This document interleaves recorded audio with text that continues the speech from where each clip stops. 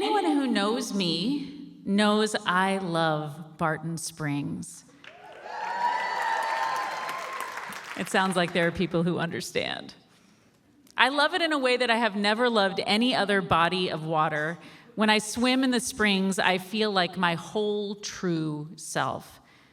It feels like the water has magical properties, sacred properties even. So when I was choosing a question for this show, I knew it was going to be Brendan Kavanaugh's. Why were the springs sacred before Uncle Billy showed up? And what was the indigenous population's relationship with them? By Uncle Billy, he means William Barton, the man who laid claim to the springs in 1837. He settled there with his family and the people he enslaved. Now, I assumed Brendan's question came from a place of love for the springs and general curiosity, but then he said this. I visited the White Shaman mural. This is out in West Texas, and I learned that the springs are actually part of that mural, which was astonishing to me. Now, this was the first time I'd ever heard of the White Shaman mural. Turns out it's a piece of rock art that sits in the desert about 220 miles west of here. Archaeologists say that the White Shaman was painted around 400 BC. They call the style that it's painted in Pecos River style, and it's really big, 26 feet long and 13 feet high. Archaeologists think the mural shows a creation story, but some people think it's even more than that. My name is Gary Bettis, and I'm an electrician. I'm known best as the person who deciphered the White Shaman mural into a 2,000-year-old map. Gary's the chief of the Kwaltekin Pakawa Nation. Gary saw the White Shaman mural for the first time in 2009, and he came to believe that it not only tells a creation story, but also that it's an ancient map of Central Texas. He says that this pictograph represents 4 sacred springs: San Antonio Springs, San Marcos Springs, Comal Springs, and Barton Springs. All of these springs are connected to the Edwards Aquifer. He even laid it out on a modern map, and he asked a mapping expert to help him out. Would you take these 4 dots in this rock art and pull them off with your computer program to see if they fit neatly between Barton Springs and San Antonio? Then they did. And that was it. And Gary doesn't think it's just a map, but also a calendar, kind of like the Mayan calendar, but for hunter-gatherers. These calendars exist everywhere, but this particular one is specific to Central Texas. He sees this calendar as a scientific tool. I have planned my people's lives using this tool for the next 50 years. Now, there are a lot of people who agree with Gary's interpretation of the White Shaman mural, but there are people who disagree. Dr. Harry Schaefer is a curator of archaeology at the Whitty Museum, which owns the White Shaman site. We have a really good handle on the archaeology of the Lower Pecos region and Central Texas. And there's no tie in Lower Pecos to Central Texas. So, does the White Shaman mural depict 4 springs in Central Texas, including Barton Springs? Depends on whose science you believe. Harry Schaefer's science says no. Gary Perez's says yes. What we do know for sure is that people have lived around Barton Springs for millennia, and they were here way before the White Shaman mural was painted. The archaeological record for the Barton Springs area goes back at least 13,000 years. There were certainly people here long before the early historical records show. This is Dr. Michael Collins. He's an archaeologist who worked in Central Texas. He was interviewed at Barton Springs by Karen Kocher, a documentary filmmaker in Austin. Here, with abundant water, game coming to the water, the pecans, all of those things that are concentrated around the spring, and all of those things that were readily accessible make this an ideal place for people who live off the land. Even in its natural state, long before the springs were dammed up to make a pool, people were drawn to this place. Not for beauty, maybe for beauty, but mostly it was for survival. Like Collins said, it was an abundant place. There was food and water everywhere. Everything people needed was there. But the people Collins is talking about, they weren't the same people who lived there by the time that European colonists arrived.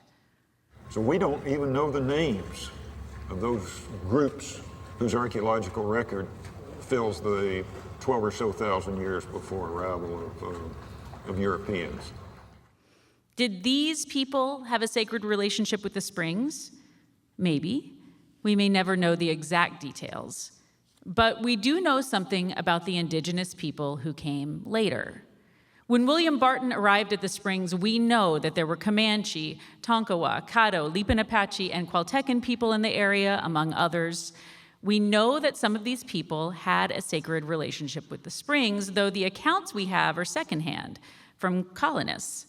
And remember, these were all diverse cultures who spoke different languages and believed different things.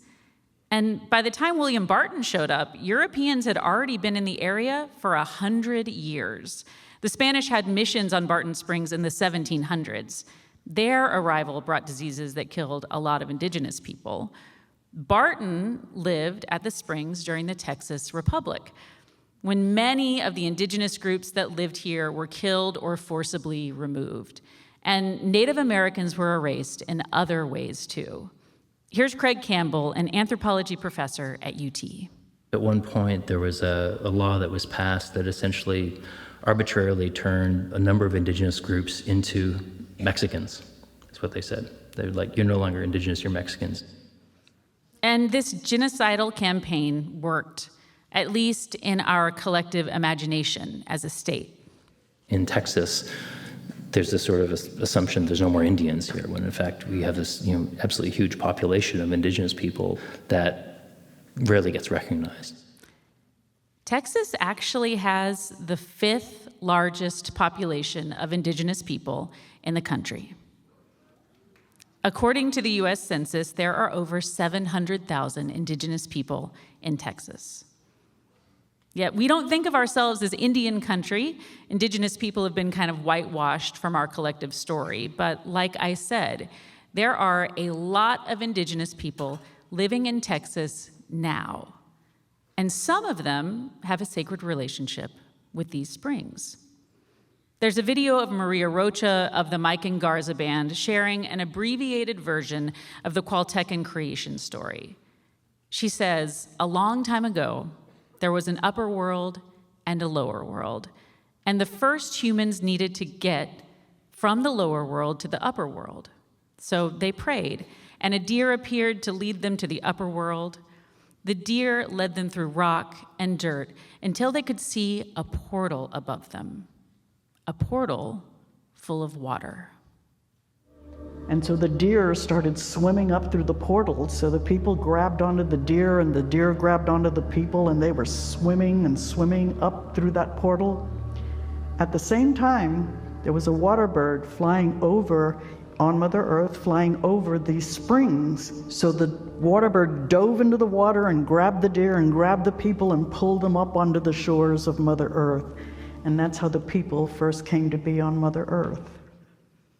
It's not a story specifically about Barton Springs. It's actually about Comal Springs.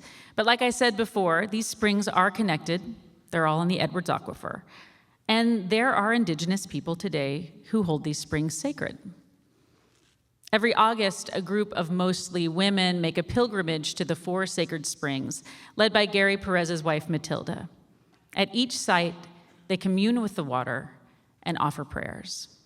I'm alive because of the water. So in a way, it's that giving back, that offering, that love, like, I'm here, I see you, thank you, and all I can offer is me.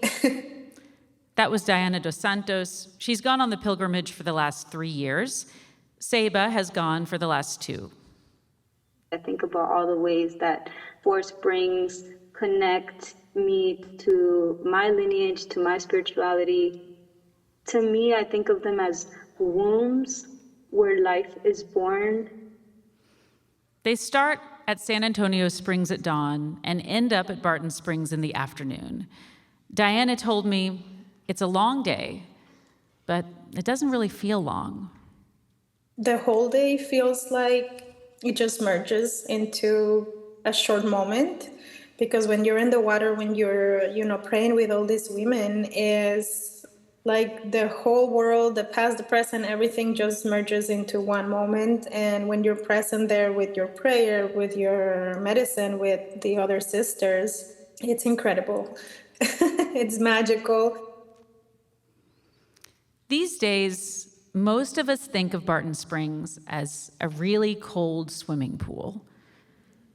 But maybe you're like me, and when you're swimming, you feel something else.